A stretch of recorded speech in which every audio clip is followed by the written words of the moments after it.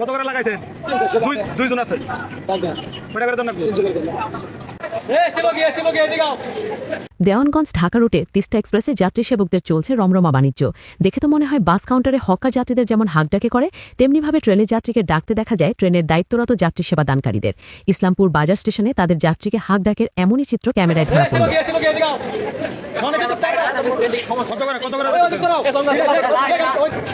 AC বগি ঢাকা কত করে? 400 টাকা।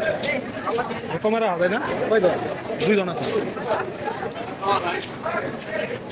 টিকিট কেটে দেওয়া লাগবে ভাই, টিটি আসে টিকিট কাটতে দেওয়া লাগবে না। ওপরে টিকিট কেটে দিলে আমি যদি 400 টাকা নেই, টিকিট দিতে নিব 350 টাকা। টিকিট বানাই দিব। তো ঠিক আছে, টাকা নিব 350 টাকা। জান লোক ঢাকা পর্যন্ত টিকিট বানাই দিব। না আরে 400 টাকা দিলে 100 টাকা আমার পকেটে দাও, 100 টাকা থাকবে। আর 300 টাকা টিকিট বানাই দিব। 350 দিলে 50 টাকা আমি। এই 7 টাকা লাগিয়ে দাও 50 টাকা।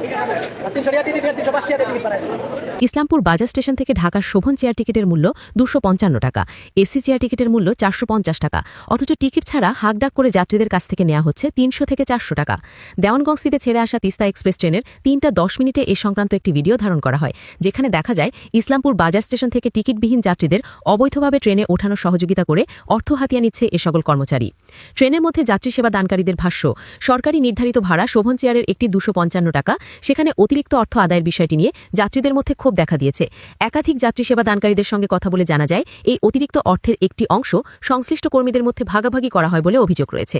অভিযোগ অনুযায়ী প্রতিজন যাত্রীর কাছ থেকে নেওয়া 400 টাকার মধ্যে প্রায় 100 টাকা অ্যাটেন্ডেন্টদের কাছে থাকে এবং বাকি 300 টাকা ট্রেনের টিকিট পরীক্ষকদের কাছে পৌঁছে দিতে হয়।